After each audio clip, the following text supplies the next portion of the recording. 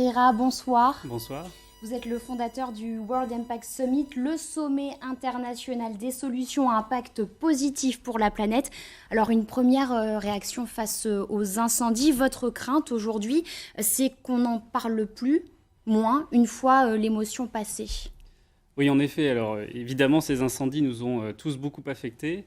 Et le risque, c'est qu'on passe rapidement à autre chose. Or, cette émotion légitime, elle doit laisser place aujourd'hui à l'action. Le reportage que vous venez de montrer montre cette forêt qui est extrêmement affectée par les incendies. Et l'action, ça passe par une façon de repenser la forêt. Et je pense qu'il ne faut pas oublier cette étape-là qui sera essentielle pour reconstituer le massif forestier qui a été brûlé et incendié ces dernières semaines. Lors de sa visite en Gironde, Emmanuel Macron a annoncé un grand chantier national pour replanter la forêt détruite.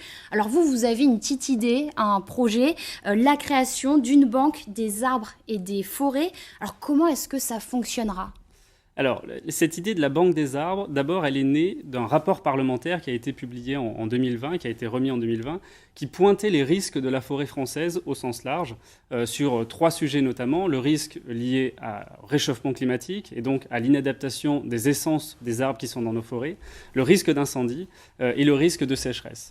Une fois qu'on a dit ça, ce rapport dit qu'il faut replanter massivement la forêt française parce qu'elle risque de disparaître à horizon 30 ans en raison de son inadaptation par rapport au futur climatique qui va arriver. Le GIEC nous dit que d'ici 2050, ces épisodes de canicule et d'incendies qui en découlent vont être multipliés par 2. Donc c'est une réalité. Quand on a dit ça, on propose effectivement un plan de reforestation annoncé par Emmanuel Macron.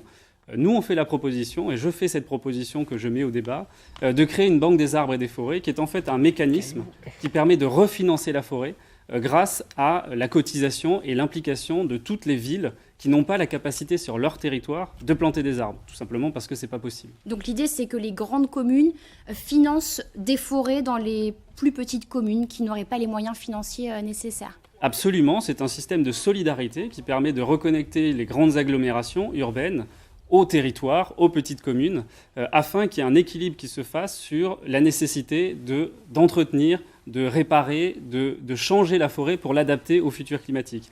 Et ces grandes villes, aujourd'hui, elles sont confrontées à un problème. Il faut planter des arbres, mais quand on veut planter, ça a un coût colossal. Et par ailleurs, l'effet sur la captation carbone est relativement faible, même s'il y a des effets de réfrigération. Donc la Banque des arbres, elle sert à ça. Elle permet de refinancer et de financer des plantations dans les zones rurales.